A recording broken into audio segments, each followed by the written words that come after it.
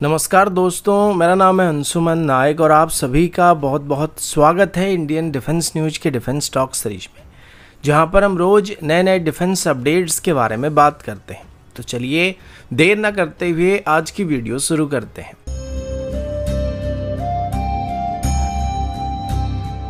आज की पहली अपडेट AESA रडार की तरफ से है और अभी हम बात करने वाले हैं तेजस मार्क 1 फाइटर जेट के लिए एक बड़ी और स्ट्रेटेजिक अपडेट के बारे में। रिपोर्ट के मुताबिक भारत की एक leading private sector defence electronics company 2026 से DRDO की तरफ से इंडिजिनसली डेवलप किए गए उत्तम AESA रडार का पहला प्रोडक्शन बैच को HAL को डिलीवर किया जाने वाला है। इनिशियली हमारा इंडिजिनस रडार प्रोडक्शन के लिए तैयार नहीं हुआ था, जिस वजह से तेजस मार्क 1 की पहली 40 यूनिट में इजरायली ओरिजिन एल्टा की 2052 AESA रडार का इस्तेमाल करने का प्लान किया गया था और 41st यूनिट से इंडिजिनस AESA रडार का इस्तेमाल करने का प्लान किया गया था।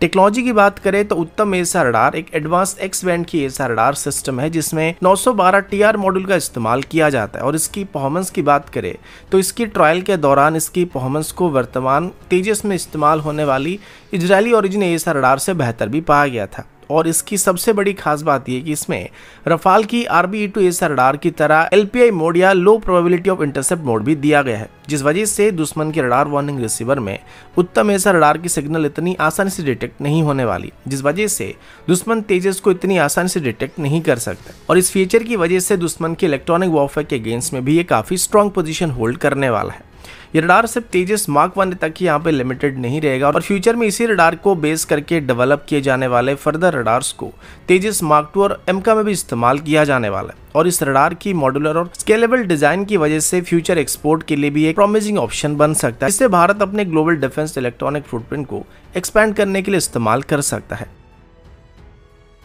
अगला अपडेट DRDO के एक एम्बिशियस और फ्यूचरिस्टिक सर्विलेंस प्लेटफॉर्म की तरफ से है।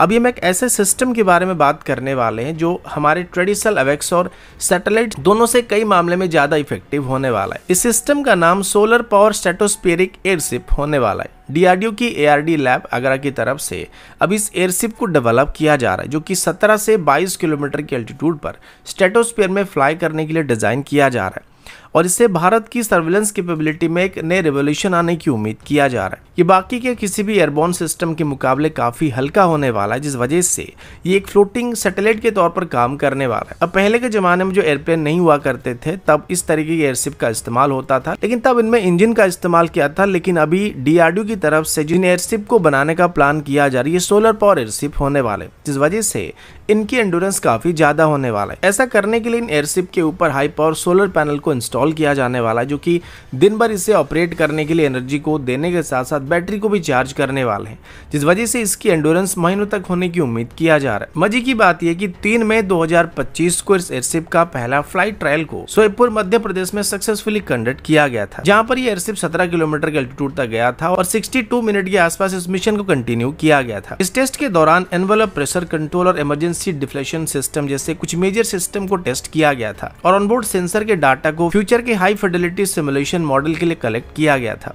इंडियन एयरफोर्स इस प्रोजेक्ट में बहुत ज़्यादा इंटरेस्टेड है, क्योंकि ये सिस्टम उनको लो फ्लाइंग ड्रोन, स्टेल्थ एयरक्राफ्ट और क्रूज मिसाइल जैसे मॉडर्न एरियल थ्रेट को डिटेक्ट करने में एक परसिस्टेंट सोल्यूशन को प्रोवाइड कर सकते हैं। क्योंकि हमारे जो ट्रेडिशनल अवेक्स सिस्टम होता है इनकी ऑपरेटिंग टाइम लिमिटेड होता है, ये कुछ समय के लिए फ्लाई कर सकते हैं और सैटेलाइट की ऑर्बिट भी फिक्स होता है। लेकिन इन एयरशिप की बात करें तो इनको कहीं पर भी आसानी से लिया जा सकता है और जरूरत पड़ने पर एक ही जगह पर महीनों तक लॉटर कर सकते हैं। ये डायरेक्ट इंडियन एयरफोर्स के multi layer air defence system जैसे कि S-400 सिस्टम या आकाश जैसे एयर डिफेंस सिस्टम के साथ भी इंटीग्रेट होकर रियल टाइम ट्रैकिंग और इंटरसेप्शन को पॉसिबल बना सकते हैं। टेक्नोलॉजी के साइड से देखा जाए तो ये system composite envelope material, miniaturize infrared sensor और स्ट्रेटोस्फेरिक रेजिस्टेंस इलेक्ट्रॉनिक का इस्तेमाल करके डेवलप किया जा रहा है, जिससे एक्सट्रीम कोल्ड और लो प्रेशर वाले कंडीशन में भी इसको ऑपरेट किया जा सकता है। इसमें इंफ्रारेड और रडार पेलोड मौजूद होने वाले हैं जो लगातार ग्राउंड एक्टिविटी को मॉनिटर करने के लिए इस्तेमाल किए जाने वाले और दुश्मन की मूवमेंट और सिग्नल को भी इंटरसेप्ट कर सकते हैं। DRDO का कहना है कि एयरशिप सिस्टम फ्यूचर में इंडियन एयरफोर्स के high altitude pseudo satellite initiative यानी कि I-STAR प्रोजेक्ट का भी एक पार्ट बन सकता है। और खास बात ये कि ये सिस्टम सिर्फ मिलिट्री यूज तक ही सीमित नहीं रहेंगे, बल्कि सिविलियन रोल में भी इनका काफी इस्तेमाल किया जा सकता है। ये system disaster response, urban mapping, environmental monitoring और बॉर्डर सर्वेलेंस जैसे सिविलियन और मिलिट्री एप्लीकेशन दोनों के लिए काम आ सकते हैं, जो कि इनको एक डुअल यूज एसेट बनाने वाला है और सैटेलाइट के मुकाबले इनका कॉस्ट काफी कम होने वाला है। अगला अपडेट स्मॉल आर्म्स की तरफ से है। डीआरडीओ और भारत फौज के कोलैबोरेशन से डेवलप किया गया क्लोज क्वार्टर कार्बाइन की तरफ से अभी एक नया रिकॉर्ड सेट किया गया, क्योंकि इतने सालों में पहली बार डीआरडीओ की तरफ से डेवलप किए गए किसी स्मॉल आर्म को इंडियन आर्मी में इंडक्ट करने के लिए क्लियर किया गया। भारत की तरफ से डेवलप किया गया 5.56 × 45 mm स्टैंडर्ड की क्लोज क्वार्टर कार्बाइन, जो कि डीआरडीओ के ARD पुणे लैब के द्वारा डिजाइन किया गया था और अभी कल्याणी स्ट्रेटेजिक सिस्टम लिमिटेड के द्वारा इनको मैन्युफैक्चर किया जा रहा है। ये सिस्टम इंडियन आर्मी के रिसेंट टेंडर में लोएस्ट बिडर यानी कि L1 बिडर के रूप में सिलेक्ट किया गया। ये प्रोजेक्ट लगभग 2000 करोड़ के आसपास का होने वाला है, जो कि इंसास राइफल के बाद इंडियन आर्मी का सबसे बड़ा make in India small arm deal होने वाला है। इंडियन आर्मी पिछले कई सालों से अपनी पुरानी हो रही 9 mm स्टैंडर्ड की स्टर्लिंग सबमशीन गन्स को रिप्लेस करने के लिए मॉडर्न क्लोज क्वार्टर कार्बाइन की तलाश कर रहा था। अब स्टर्लिंग सबमशीन गन की बात करें तो ये 1940s का टाइम का डिजाइन है, जो कि आज के मॉडर्न अर्बन और काउंटर इंसर्जेंसी कॉम्बैट के लिए काफी आउटडेटेड माने जाते हैं। तो उनके मुकाबले अभी डीआरडीओ और भारत फौज की तरफ से बनाए गए कार्बाइन को या नए जनरेशन की कार्बाइन को ज्यादा एक्यूरेट, रिलायबल और वर्सेटाइल माना जा रहा है। इस नई कार्बाइन का डिजाइन क्लोज क्वार्टर कॉम्बैट के लिए खास करके डिजाइन किया गया और ये लाइटवेट और कॉम्पैक्ट होने के साथ साथ सभी तरह के मॉडर्न अटैचमेंट को भी सपोर्ट करने वाला है। सबसे खास बात ये कि इस टेंडर में पहले इजराइल और अमेरिकन ओरिजिन मैन्युफैक्चरर को प्रेफरेंस दिया जा रहा था, लेकिन 2022 में एक मेजर पॉलिसी शिफ्ट के बाद ये टेंडर सिर्फ IDDM कैटेगरी के लिए रिस्ट्रिक्ट कर दिया गया था। ये आत्मनिर्भर भारत इनिशिएटिव का एक बहुत ही बड़ा रिजल्ट था, जहां भारत ने फॉरेन स्मॉल आर्म के बजाय खुद के वेपन सिस्टम को प्रायोरिटी देना शुरू किया था। डीआरडीओ और भारत फौज की कार्बाइन ने एक्सटेंसिव ट्रायल के बाद एक्यूरेसी, रगनेस, मेंटेनेंस और कॉस्ट जैसे सभी पैरामीटर को पास किया था, जिसके बाद इसको L1 बिल्डर घोषित किया गया है। अगला अपडेट बोइंग के C-17 ग्लोब मास्टर एयरक्राफ्ट की तरफ से है। 18 जून 2025 को यह अनाउंस किया गया था कि भारत की मिनिस्ट्री ऑफ डिफेंस अब अपने प्रोक्योरमेंट प्रोसेस को स्ट्रीमलाइन करने के लिए सिमुलेशन बेस्ड टेस्टिंग को अडॉप्ट करने वाली है, जिसमें लेंदी फील्ड ट्रायल की जगह डायरेक्टली डिजिटल मेथड से इवैल्यूएशन वगैरह किया जाने वाला है। इस रिफॉर्म के चलते एक और बड़ी खबर सामने आ रही, जिसमें बोइंग की तरफ से बात बताया जा रहा है कि वो भी अपनी C-17 ग्लोब मास्टर जैसे एयरक्राफ्ट की प्रोडक्शन को दोबारा स्टार्ट करने की प्लानिंग कर रहे हैं। ये वही एयरक्राफ्ट है जिसे भारत की तरफ से 2011 से लेकर 2019 के बीच एक्वायर किया गया था, लेकिन जैसे कि इनकी प्रोडक्शन लाइन को 2015 के आसपास बंद कर दिया गया था, तो भारत बस इसकी 11 यूनिट के एक्वायर कर पाया था, जो अब इंडियन एयरफोर्स के सबसे भरोसेमंद स्ट्रेटेजिक एयरलिफ्टर माने जाते हैं। C-17 एक multi role heavy transport aircraft है, जो कि 77.5 टन तक की पेलोड को 8700 किलोमीटर की दूरी तक ले जा सकता है और ये रफ या छोटे रनवे से भी आसानी से ऑपरेट कर सकता है। बोइंग ने पेरिस एयर शो 2025 में ऑफिशियली ये बात कंफर्म किया कि वो अभी C-17 की बढ़ती हुई डिमांड को देखते हुए इसकी प्रोडक्शन को दोबारा स्टार्ट करने के लिए प्लानिंग कर रहे हैं। और इंटरेस्टेड बायर की लिस्ट में भारत के अलावा कुवैत, कतर और UAE जैसे देश शामिल हैं। भारत के पास 2011 के डील में 6 और एयरक्राफ्ट का ऑप्शन भी मौजूद था, लेकिन बजट और मिनिस्ट्री ऑफ डिफेंस की तरफ से डिले करने के कारण से सिर्फ एक ही एक्स्ट्रा एयरक्राफ्ट को 2019 के आसपास खरीदना या हासिल करना संभव हो पाया था। इसके अलावा 2015 में 3 और एयरक्राफ्ट के लिए भी 8100 करोड़ के आसपास एक प्रपोजल को पास किया गया था, लेकिन तब तक बोइंग ने C-17 का प्रोडक्शन बंद कर दिया था, तो ये प्रपोजल आगे नहीं बढ़ पाया था।